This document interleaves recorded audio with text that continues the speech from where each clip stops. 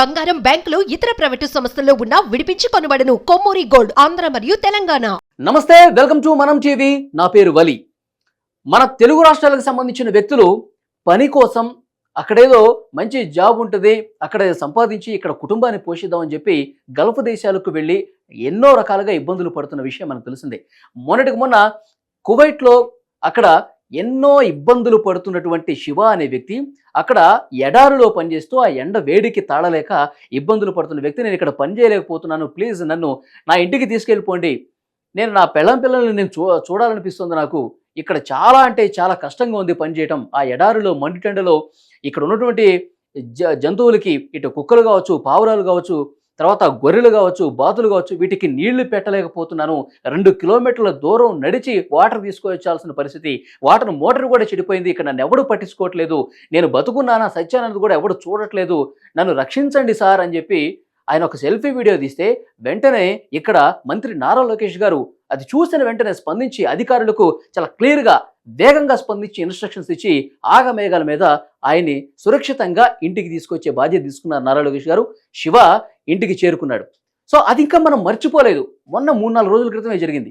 మళ్ళీ అలాంటి వీడియోని ఇక్కడ మనకు కనిపిస్తుంది. ఒకసారి ఇక్కడ నేను మీకు చూపిస్తాను, చూడండి. నేను ఒక ఏజెంట్ ఖత్తర్ అని చెప్పి ఖత్తర్ తీసుకొచ్చి అక్కడి నుంచి సౌదీ అరేబియా తీసుకొచ్చేసారు 2 ఏడాదిలోకి. నేను ఈ నెల 10వ తారీఖున వచ్చానండి ఖత్తరు.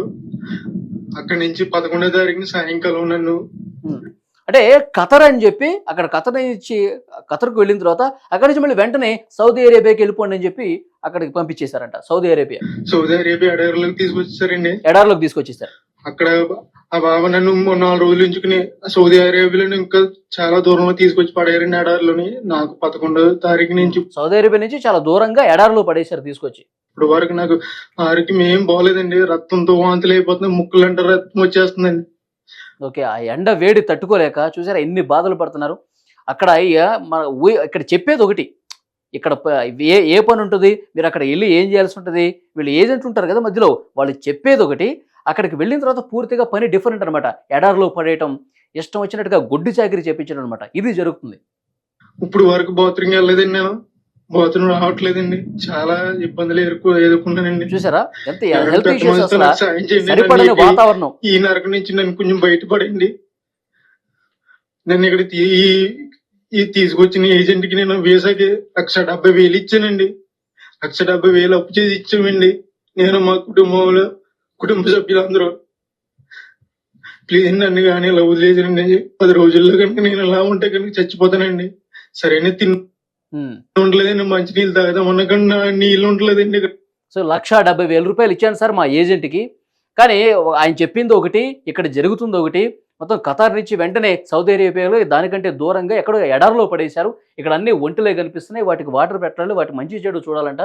మండు టెండలు, నాకు ముక్కులంట నోటి వెంట రక్తం పడిపోతుంది, సరిగ్గా వాష్రూమ్ కూడా రావట్లేదు, అంత అంత ఎండ ఇక్కడ కనిపిస్తోంది, అంత వేడి ఇక్కడ కనిపిస్తుంది.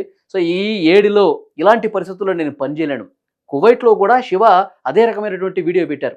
సో అలాంటి ఎంత గడ్డు పరిస్థితులు ఇక్కడ ఉన్నాయో మనకు కనిపిస్తుంది. నిజంగా ఏజెంట్లు డబ్బు కాశపడి, కమిషన్లు కక్కుర్తుపడి, వాళ్ళకి కావాల్సింది డబ్బు మాత్రమే. వీళ్ళు వెళ్ళి అక్కడ ఎంత కష్టం పడతారు, వాళ్ళకి ఎలాంటి ఇబ్బందులు ఉంటాయి, వీళ్ళు మన తెలుగు వ్యక్తుల్ని ఎన్ని రకాలుగా ఇబ్బందులు పెడతారు, ఇవేమి పట్టించుకోరండి.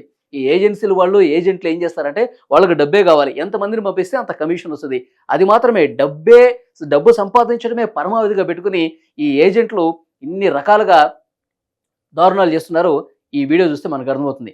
మొన్న కువైట్లో అతని ఇబ్బంది చూసి మంత్రి నారా లోకేష్ గారు వెంటనే స్పందించి అతన్ని తీసుకొచ్చారు. ఇప్పుడు అతను సురక్షితంగా వచ్చిన తర్వాత 3-4 రోజులు కూడా కాదు మనకు తెలిసి, మళ్ళీ ఇతని పేరు ఇక్కడ మనకు కనిపిస్తుంది చూసారా, అబ్బాయి పేరు వీరేంద్ర కుమార్ సరెల్లా అంట. సో ఇతను కూడా వీడియో పెట్టాడు, అసలు ఆరోగ్యం పూర్తిగా నాది క్షీణిస్తోంది, రక్తం గారుతుంది నోటి వెంట ముక్కు వెంట అని చెప్తా ఉన్నాడు. సో ఇది చూసిన వెంటనే నారా లోకేష్ గారు ఈ వీడియో కూడా ఇతనికి కూడా స్పందించారండి.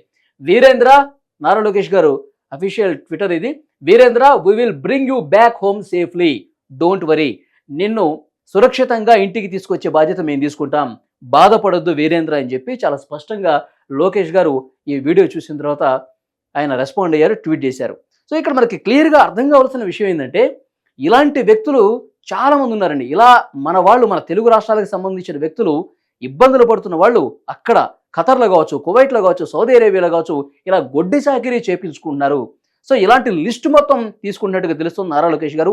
మన వాళ్ళు ఎవరు ఇబ్బందులు పడుతున్నారు అక్కడ, ఇక్కడ చెప్పిన పని ఒకటి, అక్కడ చేపించేది ఒకటి, నానా చిత్రహింసలకు గురి చేస్తున్నారు.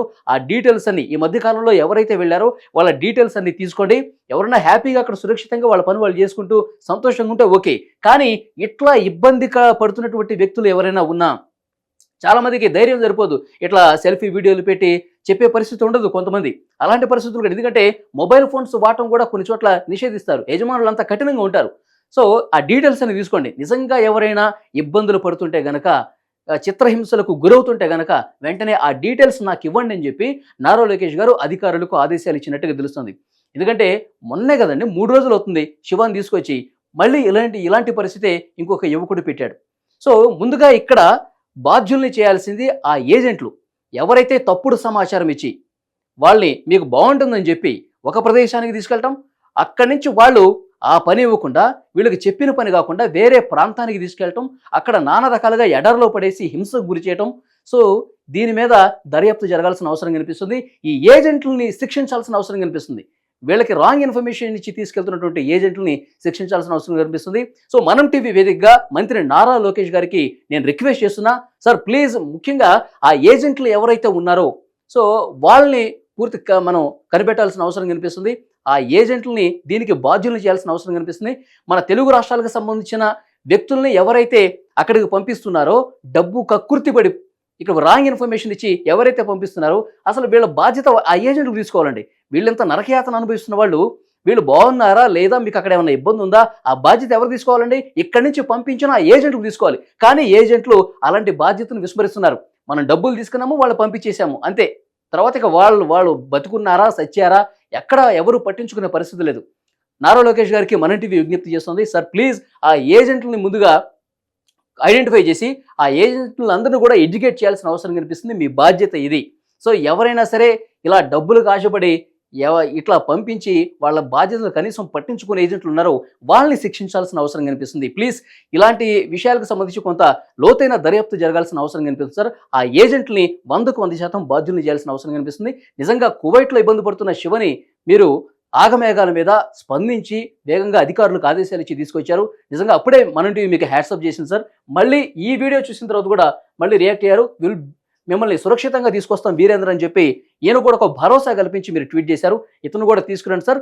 ముఖ్యంగా మన తెలుగు రాష్ట్రాల వ్యక్తులకి రాంగ్ ఇన్ఫర్మేషన్ చెప్పి అబద్ధాలు చెప్పి ఎవరైతే డబ్బులు కాశపడి పంపిస్తున్నారో ఏజెంట్లు, వాళ్ళని కఠినంగా శిక్షించాల్సిన అవసరం కనిపిస్తోంది. చూద్దాం నెక్స్ట్ ఏం జరగబోతుంది అనేది. ఇతనైతే ఆరోగ్యం పూర్తిగా ఇబ్బందులకు పాలవుతున్నటువంటి సిచ్యువేషన్, రక్తం కక్కుతున్నాడంటే అక్కడ ఎండ వేడి ఏ విధంగా ఉంది, ఎలాంటి వాతావరణ పరిస్థితుల్లో, ఎలాంటి క్లిష్ట పరిస్థితుల్లో ఇతను ఇక్కడ ఉన్నాడో మనకి ఈ వీడియో కళ్ళకు గడుతోంది. సో మంత్రి నారా లోకేష్ గారు వీరేంద్రను కూడా సురక్షితంగా ఇంటికి తీసుకొస్తారని మనం అనుకుంటున్నాం. సో డెఫినెట్గా ఆ ఏజెంట్లకు సంబంధించి పూర్తి స్థాయిలో విచారణ జరగాల్సిన అవసరం అయితే కనిపిస్తుంది.